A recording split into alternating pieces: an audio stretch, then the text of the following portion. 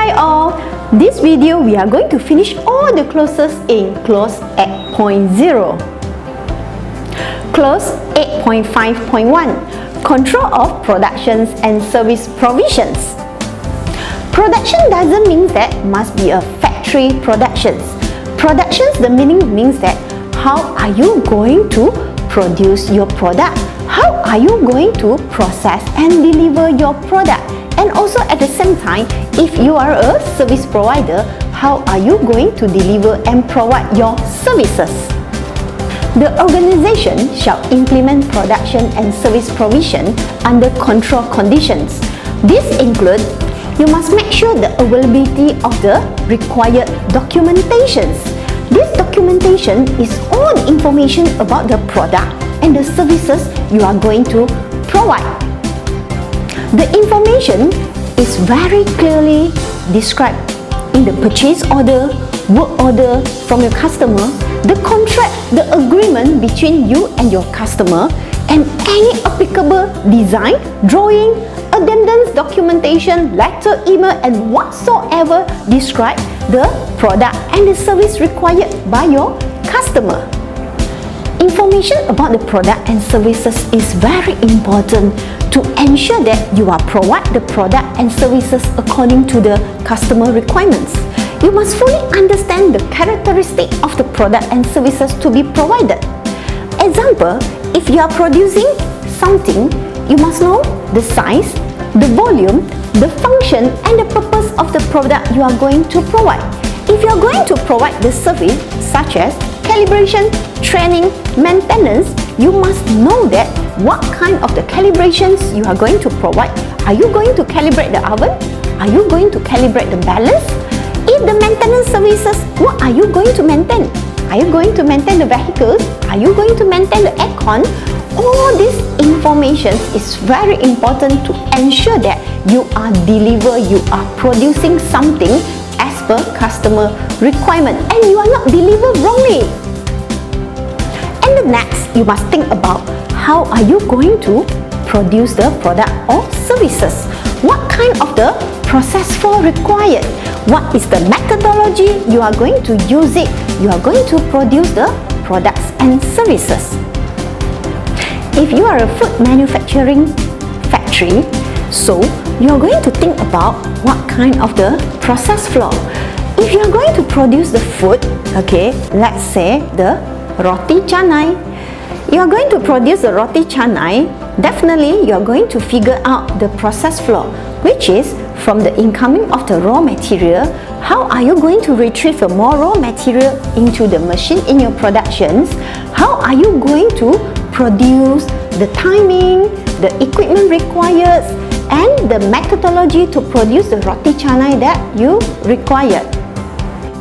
If you are a construction company, you are going to construct a building or a field building, so definitely you need a very details of the design, the drawing applicable for you to figure out the necessary required ingredients, human resource, manpower, equipment, and any types of the resources required to construct the buildings. And definitely you have to think about the process flow. What is the first step to construct the building? You must make sure the basement is very stable and strength is good enough, is power enough to support the whole building itself. And later on, what is the next? So all this process is required in your planning and control.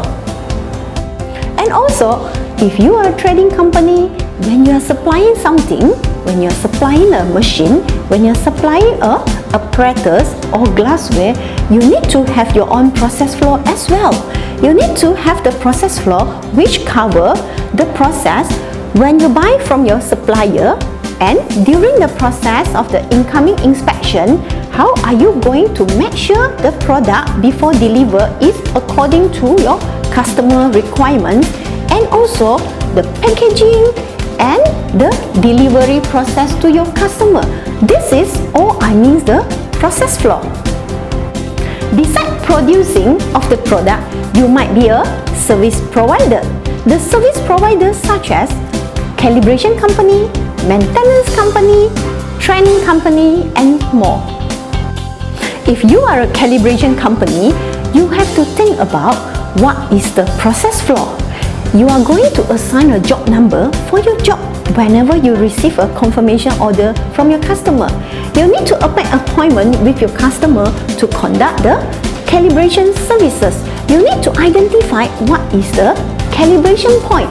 You need to identify as well what kind of the resources, equipment, device you require to perform the calibration, and also what is your procedure to carry out the calibration. All this process flow, you must be very ready and confident with the adequate information, procedure, work instruction, and necessary documented information for you to carry out the process accordingly. And of course, you must make sure the result is achieved as per customer requirements.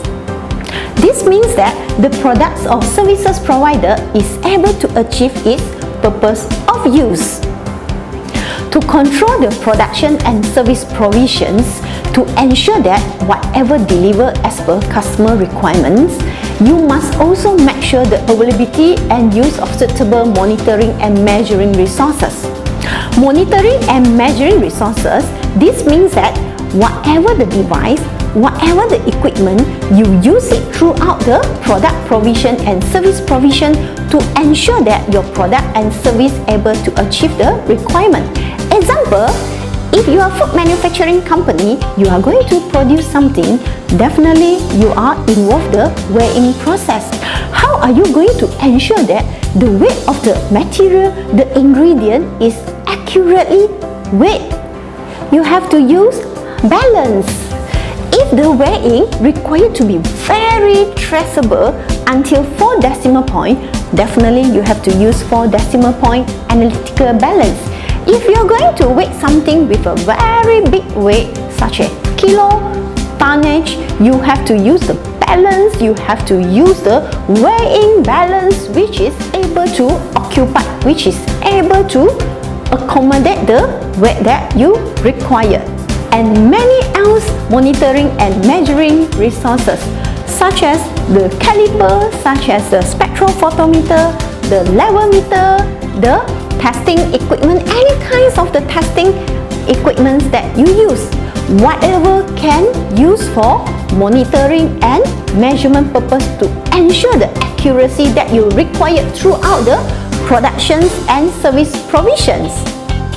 And the next, the implementation of monitoring and measurement activity at appropriate stages to verify that criteria for control of processes of outputs and acceptance criteria for products and services have been met. This means that you have to identify and determine what kind of the verification and validation activity required to verify the product and service provided, such as all kinds of the quality control activities, the inspections activity, the testing activity, the verification activity, and the evaluations activity after the product and services deliver. You need to ensure the infrastructure and environment are suitable for the operations of the processes. The infrastructure included all kinds of the machinery, vehicles, instruments required to produce the product and services. This also included the lighting facility, the office facility, the server information technology, and all kinds of infrastructure required throughout the production and service provision.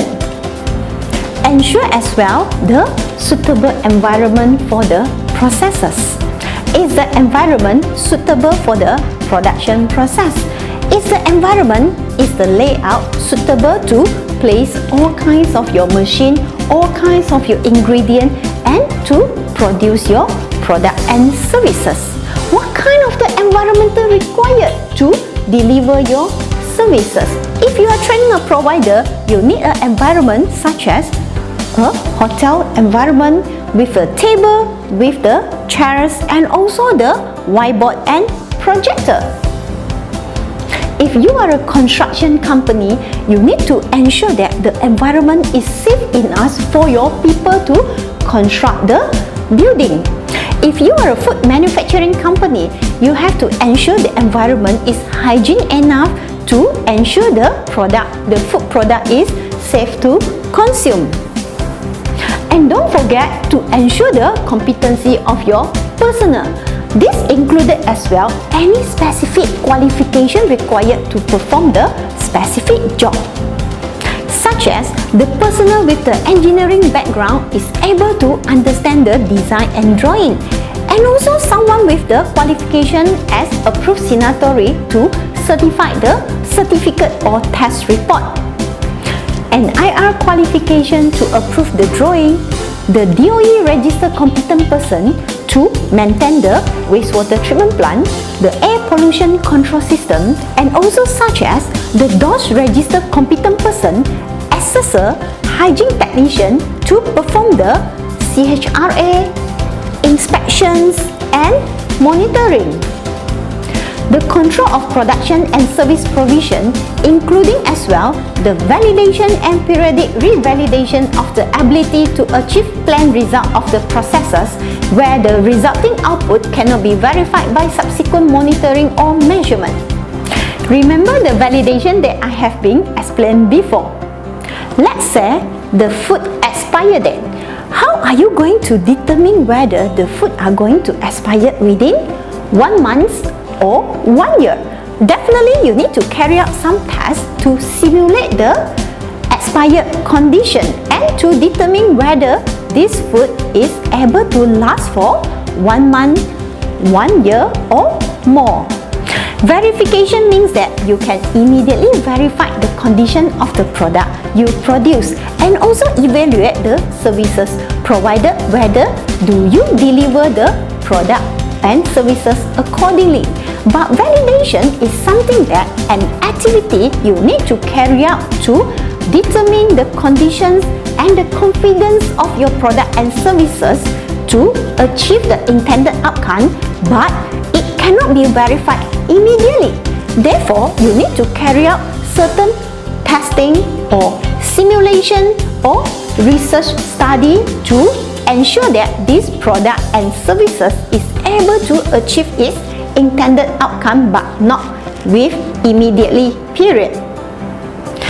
Human error is always happen unexpectedly. Therefore, we need to think about how to prevent the human error. If we cannot prevent, at least we need to minimize the human error. Therefore, we need to think about what type of the human error might be encountered during the processes.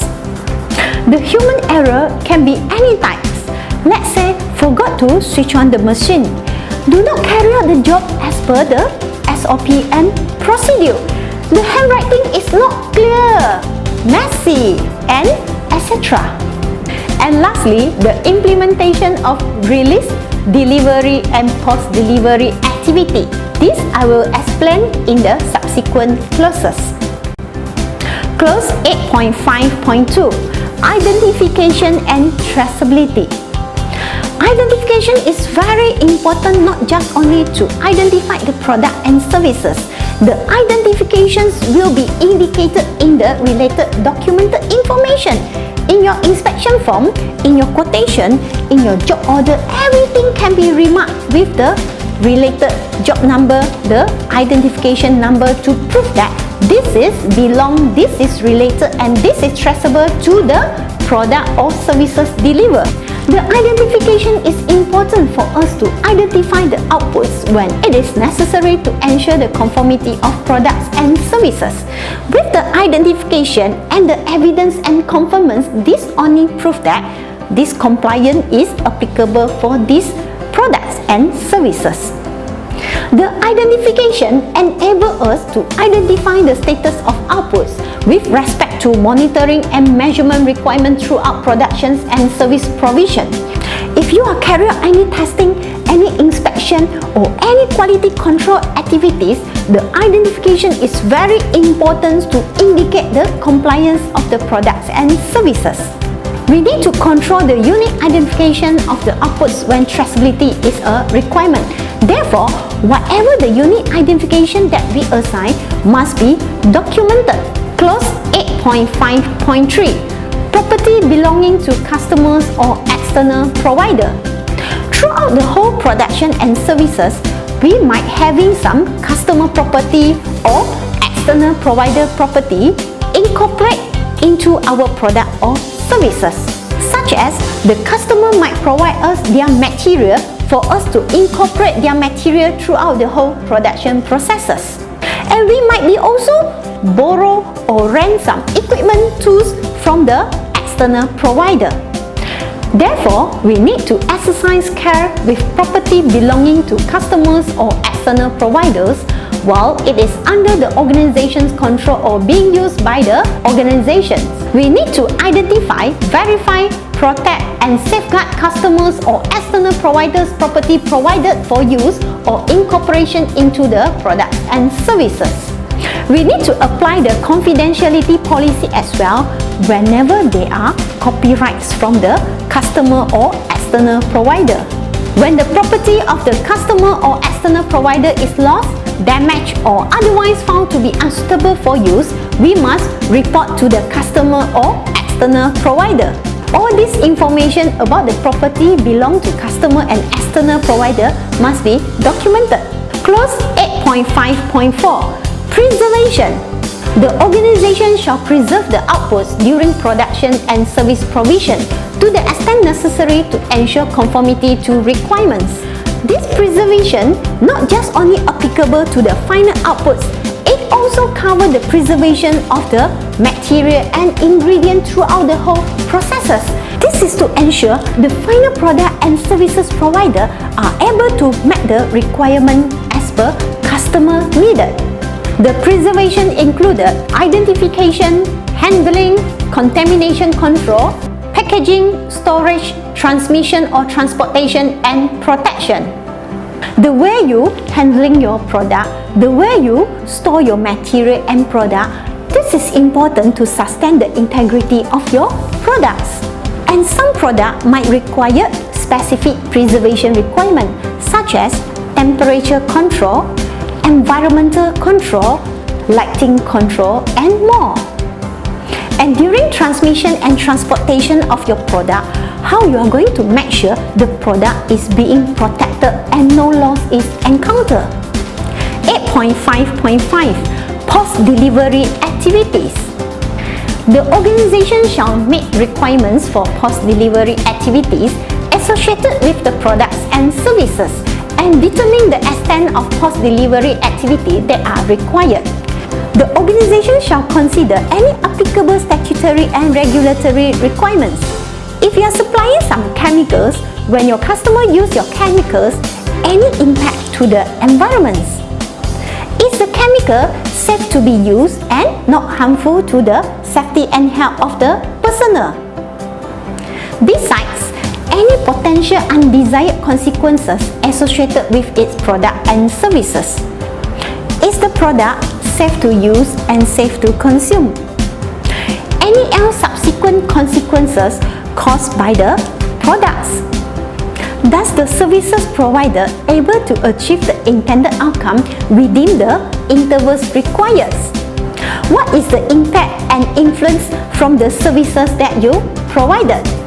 The organization consider as well the nature, use and intended lifetime of its products and services, the customer requirements and customer feedback after delivery of the product and services. The post-delivery activities included as well the warranty provisions, maintenance and services, recycling or disposal. 8.5.6 Control of changes. As I explained before, changes can be happen in any times. Therefore, we need to control the changes if happen. The organization shall review and control changes for production and service provision to the extent necessary to ensure continuing conformity with requirements. The customer might anytime want you to change the characteristic of the product. The customer might anytime add on requirements throughout the production provision and service provision. All these changes not just only must be documented and remember, you must communicate to to the relevant personnel and ensure they understood the requirements that change.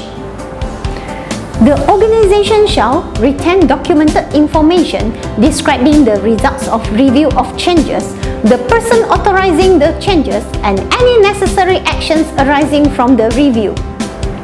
Clause 8.6. Release of products and services. Now it's time to release your product and deliver your service to your customer. Before release the product and deliver the services to your customer, the organization shall implement plan arrangement at appropriate stages to verify that the products and services requirements have been met. This included the necessary quality control activity as previously that I have explained before, such as the inspection, the required testing, the evaluation, the checking of the checklist to ensure that everything is ready, everything is compliant, and your product is ready to deliver to your customer, and the services is ready to be provided to your customer. The release of products and services to customer shall not proceed until the plan arrangements have been satisfactorily completed, unless otherwise approved by relevant authority and as applicable by the customer. The documented information shall be retained which contain the evidence of conformity with the acceptance criteria and also the traceability to the person authorizing the release of products and services. 8.7. Control of non-conforming outputs. Non-conforming means that any of the non-compliance happen throughout the productions and service provisions. The organization shall ensure that outputs that do not conform to their requirements are identified and controlled to prevent their unintended use or delivery and take appropriate actions. The control included the corrections when needed, the segregation, containment, return or suspension of the products, informing to the customer when the product and services being delivered, and obtaining authorization for acceptance under concession. Conformity to the requirements shall be verified again when non-conforming outputs are corrected, reworked or replaced. All this non-conforming activity must be retained in documented information, and the documented information is describing the non-conformity itself, what is the actions being taken, and if there is any concession obtained, and identify the authority deciding the action in respect of the non-conformity. And lastly, the evidence of the verification that the replacement or the correction comply to the requirements. As you can see, clause 8.5 to 8.7 are to ensure and control your processes in order for you to deliver the product and services which indeed meet the customer requirements. And we shall discuss the clause 9 and 10 in the next video. See you!